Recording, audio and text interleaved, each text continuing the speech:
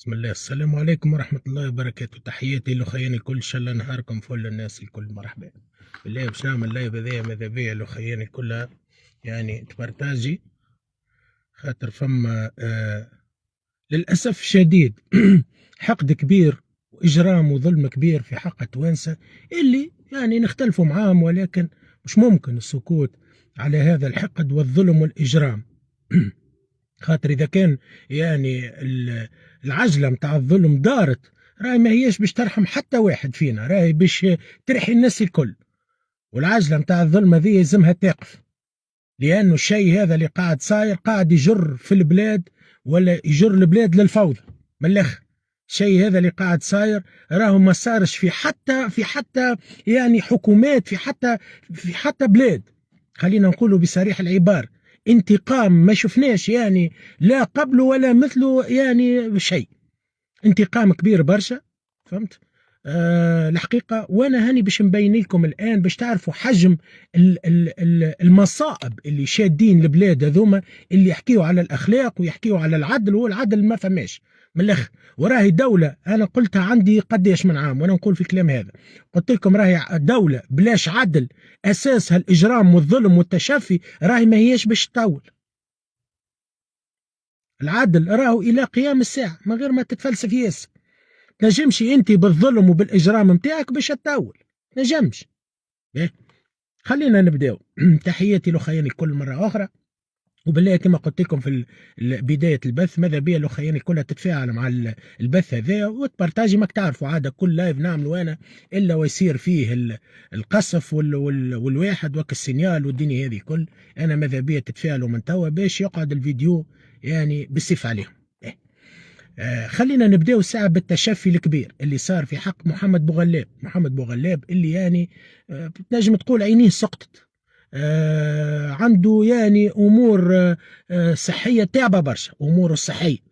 ومش كان محمد بوغلاب، ولكن محمد بوغلاب مؤخرا يعني شنو هي التهم نتاعو بالله؟ تو قلنا يا اخي اذا كان باش تحكيو على تطبيق القانون، تو نوريكم كيفاش تتلاعبوا انتم بالقانون، خاطر انتم بعاد على تطبيق القانون، انتم تتشفاو وقاعدين تنتقموا من العباد اللي ضدكم. محمد بوغلاب لو جات طبال للنظام والله لا يشد درج حبس، راهو قاعد في الواحد. محمد بوغلاب نختلف معه كذلك، شنو المشكل؟ ولكن علاش الظلم؟ علاش الاجرام؟ علاش الحقد والتشفي هذا الكل؟ في حين المجرمة اللي تدعم النظام قاعدين مسيبين على طلق ذراعهم. وبينت لكم في السابق الكثير، وهاني باش نزيد نبين انا الان. خلينا نرجع للموضوع. محمد بوغلاب لا سرق دولة ولا نهب، نختلفوا معاه يا اخي، ففي الدنيا هذه موجود الاختلاف. هو عنده تفكير اخر، او هو يدعم مش عارف اي فصيل سياسي، او هو يتبع اي فكر اخر، ولكن يا اخي هذه حرية تعبير. علاش ننتقموا من راجل عنده عائلة وكذا؟ علاش الإجرام هذا والحقد هذا الكل؟ علاش راك يا رئيس الدولة اللي يضحكوا عليك واللي مدورهم بيك المتحيلين، أنا نعود لك المتحيلين اللي مدورهم بيك في موقع قرار، نحكي على موقع القرار، راهم باش يكروا عليك من الآخر، راهم بعد باش يهربوا يمسحوا في الإجرام والفشل والدنيا هذه كل باش يمسحوها فيك. تهنى كما عملوا البن علي. بن علي بناه وعلى وقد ظلم ناس ويعني وعملهم الكل بن علي، ولكن بن علي في نهاية المطاف عمل حاجات على أرض الواقع. أنت ما عملت حتى شيء، راهم كاذبين عليك وراهم باش يهزوك للهاوية، وأنت قاعد تسمع لهم العصابات هذوما، قاعد تسمع لهم. شنو هي الجرم اللي باش يخلي محمد يا أخي أنت ما تحب تنتقم من العباد، على الأقل يكون عندكم المينيموم تاع الأخلاق. باش تنتقم من بوغلاب خليه في داره، نعمل له انا SD سات يا سيدي، ممنوع من السفر كي هو عنصر خطير بوغلاب، نعمل له انا سيدي خليه في دار ونحكم عليه كي يجي الوقت المناسب. اذا انتم تمنوا بالقانون وبالعدل، اما انتم ما عندكمش، انتم القضاء دمرتوه. قضاة يعني بنساها برجالها تبكي في ديارها وفي بيرواتها، يحكموا فيهم عصابات تاع العتروس. هاني جايك يا عتروس، عندي ملف جديد ما تخافش، او جايك في الوقت المناسب، انا نمشي بالخطوه. هاني جايك يا عتروس باش تفهموا ان الدوله هذه دوله متاع اجرام، دوله متاع انتقام. نحيوا الحقد في قلوبكم.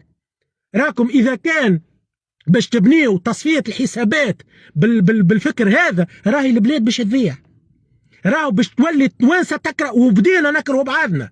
انا نشوف في كميه الحقد والشتم والسب ما ريتهاش في حتى وقت. حتى وقت كنا قبل نتكلموا في عهد الاخوانجيه وفي عهد الباجي قايد السبسي وفي العهود الكل تكلمنا، ولكن عمرنا ما تعرضنا الى حمله من التخوين والتشفي والحقد والسب والشتم، ووالدينا تتسب وتصورنا تقعد فون ديكران ويبداو يسبوا. علاش؟ على خاطر نقولوا في الحقيقه، على خاطر نختلفوا معاه. ما هذا الحقد؟ ما هذا الاجرام؟ ما هذا الاجرام يا اخي؟ شنو هذا؟ انا مانيش ننصح في حتى واحد، انا نتكلم في حقائق.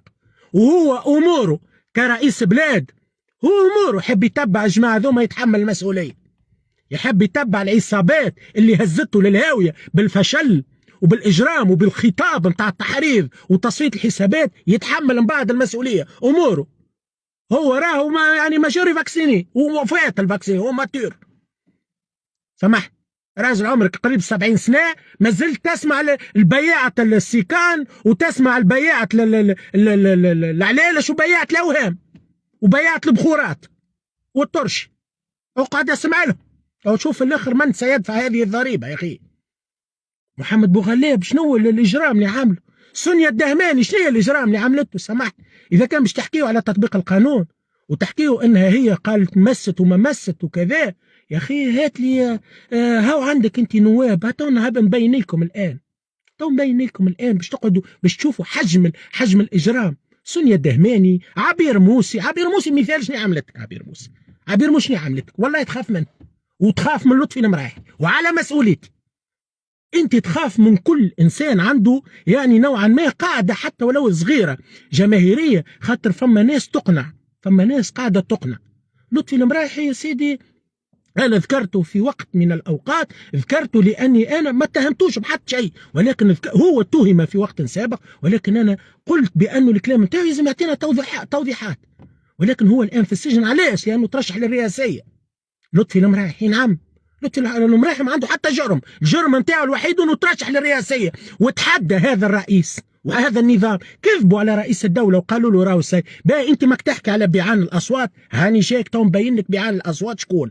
هاني جايك لحظه برك، خليني نكمل في سرد الاسماء.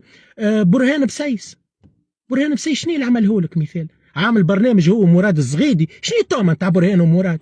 تكذبوا، ما عندهم حتى تهمه نتاعهم انهم هما يختلفوا معكم في الاراء، التهمه نتاعهم انه يكشفوا لكم في الحقائق نتاعكم، لانكم انتم ما عادش تحبوا تسمعوا اي صوت يعني ضدكم، ما عادش تحبوا تسمعوه.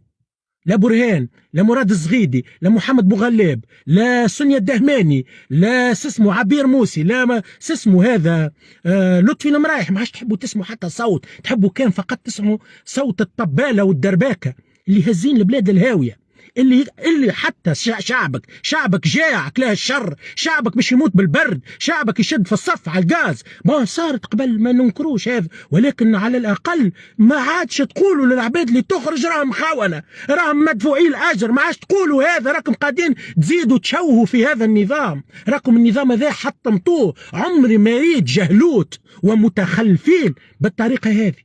كيفاش انسان واقف ولا يجري في جرة كاميون متاع غاز تردوه ارهابي؟ وين صارت هذه يا اخي؟ وين صار؟ ما عمرها ما صارت، كان في العهد هذا للاسف. هاي توا تشوفوا معايا يا سيدي، هاي ما يحكيوا على تطبيق القانون. هاي يا سيدي نبداو على بركة الله، هذوما متاع تطبيق القانون. ايواش هاي يا سيدي. ويذكر أن النيابة العمومية بالمحكمة الابتدائية هيك قدامكم أدانت النائب سيرين المرابط. علاش؟ هاوك الشبهة متاع منح متاع التأثير وفلوس الدفعت. سيرين المرابط اللي هي الآن هاني جاي هذية المتحايلة هذه اللي توا قاعدة تكذب، فهمتني؟ يعني قاعدة تكذب وقاعدة تشوه في العباد، وهو كان جاء فما قانون في البلاد، وكان جاء فما رباع احترام تاع بلاد. هالمجرمة هذوما راهم في السجون، ولا الله اعلم بهم وين يبراكيه، ولا وين نعرف عليهم وين، مش في مجلس نواب يعملوا لنا في القوانين. راهي البلاد تشلكت يا رئيس الدوله، ما فماش تشليك صار في تونس اكثر من العهد نتاعك. هذا الكلام يلزمك تسمعوا الكلام هذا. اسمعوا سيدي، شوفوا هذوما اللي يحكيوا على تطبيق القانون. هاي يا سيدي لحظات، هاي باش نكبر.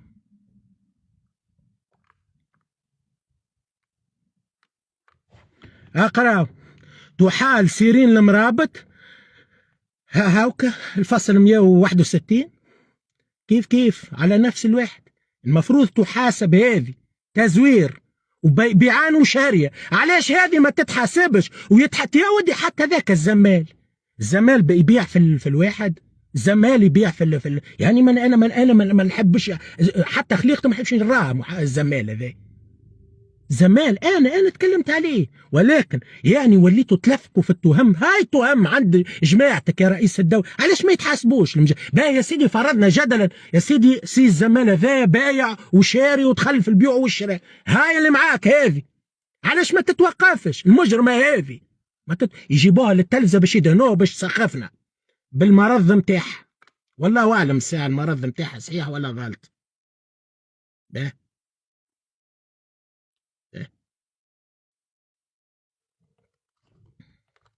استنوني بربي هذه.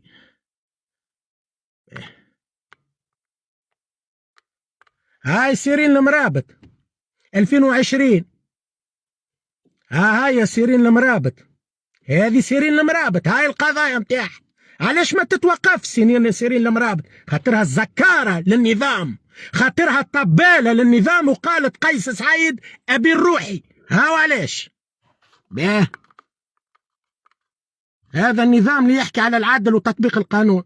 كم مجبر جايين اليوم يحكيونا على تطبيق القانون. هاو سيدي، كانت تبيع في السكان ولا تعمل لنا في القوانين. هذه سيرين المرابط في مجلس نواب الشعب، هذه سيرين المرابط.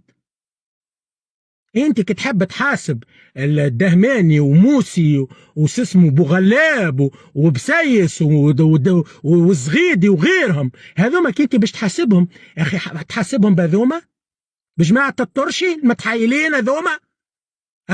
ما تحشموش على رواحكم. تو وقتاش تحشموا على رواحكم؟ انا نحب نعرف. انا سؤالي وقتاش تحشموا على رواحكم وتفهموا راهي تونس دولة مش عصابة يقودوا فيها مجموعة من المتحايلين. فهمت؟ لا اش مازال يا اخي. شوفوا لي هالدولة هذه كيفاش يتم تشليكها. قرار هدم نبيل بوعزي راجلها وهي دارها سيرين المرابط، قرار هدم هاوك 2023 ما يتطبقش، ما تيحش دار سيرين. خاطرها سيرين في مجلس نواب الترشي، خاطر سيرين في مجلس نواب الترشي ما تيحش دارها. هاو دار شكون تتيح؟ هذوما يحكيوا على دولة العدل. 2024 في عهدك يا قيس سعيد تتيح الديار متاع التوانسة بقرار هدم، في حين سيرين المتحايلة اللي عندها القضايا، يعني القضية في جرة قضية هذيك ما تتحسبش. أنتم نظام مجرم، أنتم نظام قاتل، أنتم نظام إرهابي، أنتم نظام فاشل وفاسد. منين جاكم العدل؟ تحكيوا على العدل يا ودي؟ قبل ما تحاسب عبير موسي وسونيا الدهماني، نساء مطيشه وديارها يعني خارج ديارها تتمرمدوا فيهم زوز نساء في الحبس وغيرها، وفما قضاة تبكي في ديارها يعني منكلين بيهم، قضاة نساء في ديارها يعلم ربي بحالهم، فيهم شكون عنده اسديسات، فيهم شكون بنته ما تنجمش تشوف بنتها قاضيه، ما نحبش نسمي باش ما نعملش احراج، فما قاضيه بنتها ما تنجمش تشوفها. يا رسول الله ما هذا الإجرام؟ وما عندهمش حتى من قانون، يا حتى معناها تقول لي مثلا فيهم قرار انه ما يعني ممنوع عليها السفر. ليه؟ بالتليفون ممنوعين من السفر، لأنه دولة ليلى جفال، دولة نهلة الجلولي، دولة الطاهر بن تركيا، هذه دولة نزار الداكس وجماعة الحاج منصور متاع التحايل والإجرام. هذه الدولة اللي تحكيوا عليها اليوم، هذا المسار اللي تحكيوا عليه اللي باش يقدم بالبلاد، باش كومش يقدم بالجهلوت وبالمتحايلين هذوما. حاشا، ديما نقول الكعبتين وكعبه. بالك اني نزيد عليهم انا. شوف لي بربي، شوف. ايواش هنا، استنوني بربي، استنوني باش تعرفوا بأنها الدولة يا أخي واش سي سيرين المرابط مهبطة تعمل في ببليسيتي باش نبينكم بأن هذه النائب متاع الشعب، هذه لا تفقه من القانون شيئا. فصل 37 من النظام الداخلي متاع برلمان الطرشي اللي انت ما تعرفوش الفصل هذا، انا متأكد. ما هو الجاهل والمتخلف والنطار والغبار والزطال والسراق ما يعرفش القوانين، هكاك يبدي يطنبج هكاك. النوعية اللي كيف كنت يا سيرين يجب باش نوريك حاجة ماشي تدهن في خليقتك. باه لحظة برك تعمل في ببليسيتي باش نوريك القانون تاع النظام الداخلي الفصل 37. أنا أتحداك إنك تعرفه أنت وجماعة الطرش. الفصل 37 من القانون هذا متاع مجلس نواب الشعب: يحجر على كل عضو بمجلس نواب الشعب أن يستعمل صفته في أي إشعار يتعلق بمشاريع مالية أو صناعية أو تجارية أو مهنية. هذه عملتهم الكل، ومش كان هي للأمانة برشا نواب متاع طرشي ما أنهم جهلوت خي يعرفوا هما القانون. دي ناس كانت تبيع في البيس، وناس كانت تبيع في القرط، وتبيع في المعيز، وناس كانت تبيع في البخورات. ردوهم لنا يعني ردوهم لنا ريوس في البلاد. هذوما يعملوا لك في القوانين. راهو واحد مش يندب وجهه، واحد يمشي يطيش روحه في واد، يمشي يعمل حل حياته بالرسم. هذه بلاد يعني عليسة إجابة في برلمان بلاد يعني معروفة بعليسة بحنبال بورقيبة، معروفة بنساها برجالها الأفذاذ، معروفة بأبو القاسم الشابي، فرحات حشاد وغيرهم من المناضلين والحامي ومصباح الجربوعي وغيرها. كما قلت لك نجيبوا في برلمان بتاع طرشي ناس يعني تبيع في الطرشي، ناس تبيع في البخورات، ناس تبيع يعني في الأوهام، ناس متحايلين. هذه بلاد انت تحبني انا تقول لي الدوله منين جاتها الدوله؟ هذم عصابه وليس الدوله. دوله تونس على عيني وراسي، القوانين نتاع بلادي على عيني وراسي، دستور بلادي على عيني وراسي، ولكن الدستور في نهايه المطاف ما تبدل الدستور، ما تبدل الدستور، بدلوا بجره قلم. الدستور الدساتير هي تخدم فقط من على السلطه، من على الكرسي.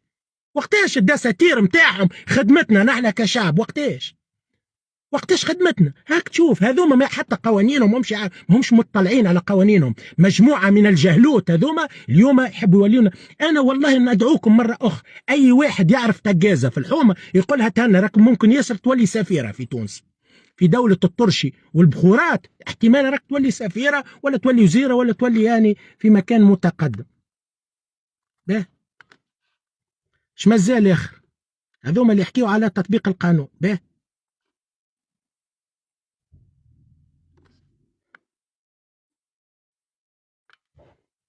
هذه سيرين المرابط كي كانت عم المرابط بيدو، هذه اليوم قتلك يعني تعمل في إشهار،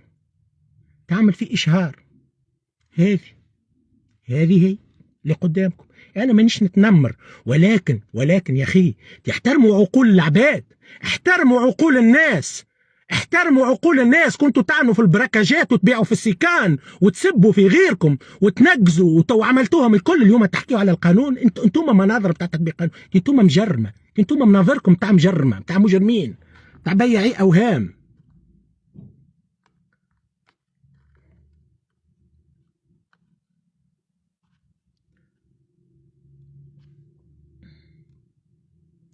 شوفوا لي بربي. به اش مازال اخر لهنا؟ شوفوا لهنا، هذا الفيديو متاعك يا مدام. الفيديو هذا تتفكروا يا مدام سيرين المرابط كي قلت راني انا بديت حياتي، بديت اني نخدم في اسوسياسيون افريكان وهبطت الفيديو. انت قلت مش انا قلت، انت قلت بانك بديت في اسوسياسيون متاع افارق افريقيه، لا هي تدخلنا في الافارق. واليوم تفلم ماشي المجلس النواب. هاو سيدي مجلسكم فاش يناقش، هاو مجلسكم، ها يا سيدي هاو مجلسكم فاش يناقش. اتفرجوا، هذا مجلسكم، هاو مجلسكم يلقى في حلول للافارقه، هذا مجلسكم. ويحاسبوا في سونيا الدهماني كي قالت كلمه يا ودي ما قلنا لكش راي الكلام اللي قالته جميل، لا، ولكن يا اخي ليس بالعقاب هذا. شنو هو الاجرام هذا؟ عبير موسي كيف شنو هو الاجرام اللي عملته؟ ماشي باش تصب شكايه في مكتب الضبط، انا نختلف معاه ما فماش واحد يعني نزل عليها ونقدها قد العبد لله، ولكن علاش الاجرام يا اخي؟ عبير موسي حطيتها في الحبس. شنو التهمه نتاعها عبير؟ انا نختلف معاهم وهذه لعبه السياسه، اكيد لعبه سياسيه، باني انا باش نبين لك الاخطاء نتاعك وباش نبين لك نقاط الضعف نتاعك، وهذا الشيء اللي الدور اللي لعبته وقمت به انا كمواطن تونسي. اعطيت رايي وساندت هذا النظام، ولكن ما نساندكش في الإجرام وفي التشفي وفي إنسان تردموا فيها في السجون، تحكيوا على المرأة ومهبطين امرأة تسوق في قطار. يا ودي المرأة التونسية ساقت طيارة، والمرأة التونسية أول طبيبة، والمرأة التونسية ساقت بطوات، والمرأة التونسية متقدمة. ولكن انتم ما عادش تعنيكم المرأة المتقدمة، انتم تعنيكم المرأة المتحايلة اللي تشبه لكم، تعنيكم المرأة المتخلفة اللي تشبه لكم. المرأة الحقيقية التونسية الزوالية، التونسية المبدعة، التونسية اللي تكلت من الصباح لليل في الارياف التونسيه، هذيك ما عادش تعني لكم حتى شيء. والمراه التونسيه اللي تخدم في المعمل تتعرض لابشع انواع الابتزاز والاغتصاب والتحرش والعنف والبركاجات، هذيك ما عادش تعني لكم حتى شيء. انتم يعنيكم فقط 4 زينتوا به المجلس بتاع التعيس نتاعكم، زينتوا بشكون سيرين المرابط. ديما نقول حاشا الشرفاء، خاطر مانيش قاعد نجمع في النساء، ولكن في نهايه المطاف انتم عملتوا الزينه هذيك زعما انا مع المراه. هنا المراه اللي انتم معاها، انتم اي مراه مبدعه، اي مراه تختلف معاكم حطمتوها في القضاء، في البنوك، في كل مكان، في الادارات، في كل مكان حطمتوها المراه، طيحتوا لها قدرها، دمرتوها المراه. هنا المراه اللي تخدموا بها، تكذبوا تحشموش على رواحكم. بيه هذا كما قلت لكم مجلسكم متاع الطرش اللي اليوم يحكي، قال لك تطبيق القانون وما تطبيق القانون، هم لا يعلمون ولا يفقهون من القانون شيئا. هذه سيرين المرابط مهبطة، شوف بكل صحة رقعة وبكل وقح، مهبطة ببليكاسيون. هذه سيرين المرابط مهبطة ببليكاسيون. شو تقول هذه أنا تونسي وراسي عالي، هي عاملتها. ما نعرفش أنت عندك قداش عندك من جمعية عاملتها، الله أعلم بيك الحقيقة، ولكن أنا متأكد بلسانك انت قلت عندي انا بديت حياتي بالجمعية هذه، وامثالك انت الكثير المتحيلين اللي يلبسوا الروبة متاع هنا باش نعاونوا العباد ويعملوا جمعية يدخلوا فيها الاف الملايين ويعطيوا بعض الفوتات للناس. هذيك هي حياتكم انتم السراق، انتم متحيلين. منين جاتكم انتم تحنوا على العباد؟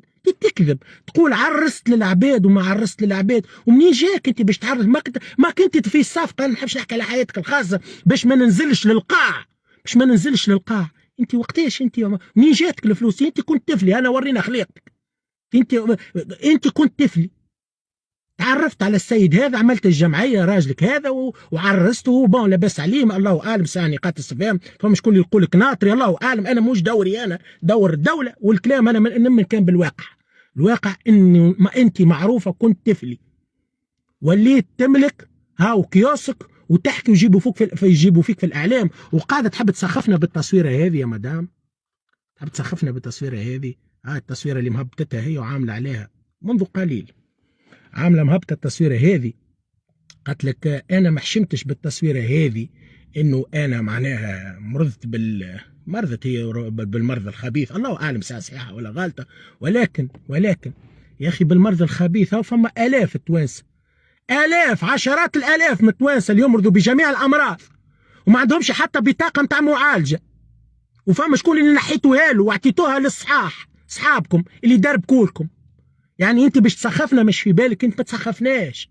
انت ما فما حتى علاقه ما بين انك تكون مريضه ربي شفاك ربي معاك، احنا ما نتشمتوش راهو لا في مرض ولا هم يحزنون، انت وغيرك لما فما شماته في المرض. ولكن يا مدام انت كي باش تحب تحكي تقول باش تخدم بالصوره هذه، ما ما عندك انتو سر، وما فما حتى علاقه. راهو المجرم يحاسب على اجرامه، ما يهمنيش فيك انا عندك كنت مريضه ما كنتش مريضه، كنت صحيحه ما كنتش صحيحه، مش مشكلتي انا.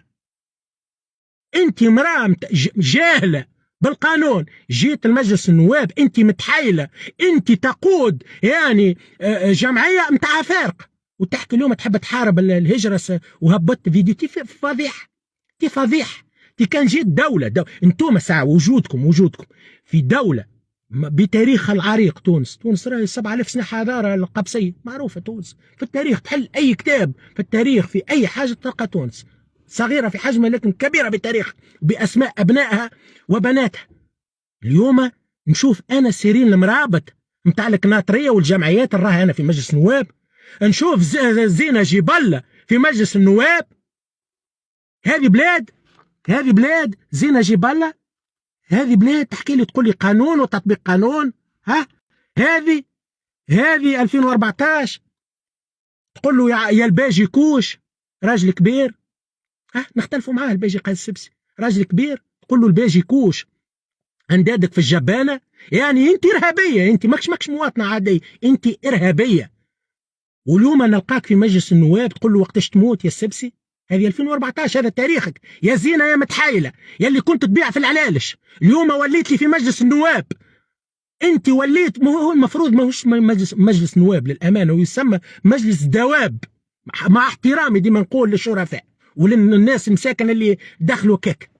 نحترمهم من العباد، فما ناس يعني محترمين نحترمهم خاطر لكل مقام مقال. ولكن شوفوا هذه العصابات هذوما يحاسبوا في عبير موسي وسنيا الدهماني ومراد الزغيدي وبرهان بسيس ومحمد بوغلاب وغيرهم. هذم اللي تاريخهم بكله إرهاب وإجرام، هذم اليوم يعطيوا فينا في دروس. هذم كنشوفهم أنا في مجلس نواب الشعب، كنشوف الأشكال هذه أنا نفهم بأن نعيش في دولة يعني ملغمة. سينيال بيسألش، احنا اللي عندنا قلناه، اللي عندنا المهم قلناه. سينيالك تشوفوا على عجلة يا حبيبي، سينيال على عجلة. علاش ما يحبوش الحقيقة يا ودي؟ مريضة، أي إنسان مريض نحن مهما كان الاختلاف، أي إنسان مريض نتمناه إن شاء الله ربي يشفيه ويعافيه ويفضله لعائلته. ولكن فما فرق ما بين إنسان مريض وبين إنسان فاسد. احنا نحكيو على فساد، احنا نحكيو على ماذا سيقدم هذا البرلمان باعترافهم. ياهوكا فما نواب خرجوا قال لك القرض في جرة القرض، نواب اعترفوا بفهمهم قال لك يزي فدينا راهي البلاد تبلعت بالديون. يا اخي علاش هذا الكل؟ وعلاش الحقد؟ على الاقل كيف فشلتوا على ارض الواقع ما عملتوا حتى شيء، وتعرفوا روحكم ما كنتوش تعملوا، مش تقعدوا ديما تقحفوا في الفلوس وتعملوا في القروضات، متفاهمين؟ ولكن على الاقل علاش التشفي؟ علاش حرام عليكم؟ نساء حطمتوهم، رجال تبكي بالدموع، عليه؟ علاش عائلات شردتوهم؟ علاش شتتوا العائلات؟ علاش هذه الرسائل متاع التفرقه؟ علاش هذا الكل؟ راهو انا نحكي على سيرين المرابط ولا زينة جبلة ولا اي واحد من هذا البرلمان متاع البخور والطرش، اي واحد، راني مانيش ندعو للعنف، انا ادعو فقط الى تطبيق القانون واحترام يعني ابجديات الدوله اللي هي تشلكت. ما عادش فما دوله. هذوما لا يمنوا لا بالقانون الداخلي ولا بالقانون الخارجي، يمنوا بحتى قوانين. هذوما عصابات، مجموعه من الجهله طبلوا للاسف، طبلوا بكل قوه، وفاهم شكون عطاه فلوس، فاهم شكون ما عطاش، الله اعلم، ولكن طبلوا لهذا النظام فكفاهم وجزاهم بانه اعطاهم مسؤوليات. يعني يا اخي انا غازي الشواشي مثال هاني نختلف معاه وكذا، شنو التهمه تاع غازي الشواشي؟ قال لك التهمه التآمر على امن الدوله الداخلي والخارجي. انا اتهمتوني بالتآمر على امن الدوله، ما تحشمش على روح. غازي الشواشي شنو التهمه نتاعو؟ شنو يعمل؟ راجل هو معارض، عمل اجتماع باش يتفاهموا في اي موضوع معين باش كمعارض، معارضين مع بعضهم. يا اخي تحب المعارضين يصفقوا لك؟ ما هو طبيعي جدا باش يخالفوا النظام نتاعك. راهي ما هيش تهمه انه واحد يعمل حزب ويقول لك ستوب، راهي ما هيش تهمه انسان يعمل اجتماع ماهوش بالسلاح، والله عملوا هزوا سلاح ولا حرضوا على الواحد، فنحن ضد العنف، خاطر نحن ضد العنف المطلق. ولكن ناس يا معلم معارضين عاملين اجتماعاتهم باش يفهموا وباش بالعكس اجتماعاتهم هي فيها من الذكاء. علاش؟ باش ما يخليش الدولة في فراغ. انت ايش تعمل؟ تحكم عليهم بالحبس كنظام؟ شكون اللي غرت بيك ليلى جفال ومن بعد تطهرب ليلى جفال ولا صفوار عليها شنو باش تعمل، ومن بعد تتحمل تمسحها في كما مسحوا في بن علي وكما مسحوا في الطرابلسية، فهمت؟ كما مسحوا في طرابلسية وبن علي وردوا معناها بلاد كاملة اختزلوها في الرئيس وعائلته كلهم أما الناس الباقي كلهم يعني ناس تسبح بحمد ربها. هو العكس هو صحيح. فما فساد نعم في العائلة متاع الرئيس صحيح، وفما في الظلم وفما اللي تحب عليهن، ولكن مش هذا فقط. فما الكثير من الإجرام في التعيينات، وفما ناس تغلط النفوذ متاعها. ما تنجموش تعطيونا يا ودي دروس في القانون، لأنكم أصلا أنتم تجهلوا في القانون، لأنكم أنتم تحاسبوا في العباد على كلمة حق، على كلمة حق. شاء الله ربي ينتقم. شوف هي دعوة راهو أحسن دعوة أنا نحب هذه. شاء الله ربي يعطي كل واحد على قد قلبه، من أبداها بالعبد ولله وانت ماشي. شاء الله كل واحد في النظام أو خارج النظام ربي يعطيه على قد قلبه. تو نشوف، كان قلبك باهي تو ربي يعطيك، وكان قلبك مسود تو ربي يسود لك حياتك. هذا هي أحسن دعاء أنا نمن به الدعاء هذا. فما ناس وجهي يتبدل. أنا مرة هبطت صدقون قلت إن شاء الله ربي يعطي قيس سعيد ونظامه وغيرهم يعني على قد قلوبهم. قالوا لي تدعي على الرئيس ما تحشمش ويسب. شو هذيك الجهل والتخلف بتاع العباد؟ شنو ما فيها حتى دعاء؟ بالعكس يبدا هو ما قلت قيس طيب ونظامه محلاه، هاني قلت ربي يعطيهم على قد قلوبهم، على خاطر هما محلاهم. هاكا ربي بالك هما خويا انا ما نعرفش. دعيت في المطلق انا. شو هذيك الناس متخلفه، ناس يعني يعيشوا بالحقد. الحقد زرعهم هذا النظام زرع الحقد في قلوب الناس، ولينا نكره بعضنا. ناس يعني تخطط كيفاش انا باش يعرضوا لي، باش يتكتلوا علي، باش يضربوني، باش يقتلوني، ووصلوا وتحركوا كذا. وشفتوا الفيديو وشفتوا يعني كيفاش يعني كميه الحقد والتحريض اللي تعلموه. لا لشيء، انا ما سبيت لا انصار ولا حتى شيء، انا نحكي بأدلة قطعية، نحكي يعني في إطار قانوني وأخلاق اللي هما لا يعرفوا لا قانون لا أخلاق. راك تنجم شوف راو يا بني آدم، تنجم أنت عبير ما تحبهاش، أنت حر، ولكن وصنيا الدهماني والزغيدي وبوغلاب وسسمو وبسيس وغيرهم، فهمت؟ تنجم ما تحبهمش، حر. فما حتى واحد قال لك حبهم بالسيف، لا. لكن من الدناء ومن الحمورية اللي جايه من كلمه حمار انك انت تتشفى في عباد ما عملت ليديهم ولا سقيهم هكاك. راك انت الكاس هذه اللي شربوا منها العباد هذوما مش تشرب منها انت عاجلا ام اجلا. هذا كلام حبيت نقوله. تحياتي للجميع وان شاء الله نهاركم فل وتحية تونس.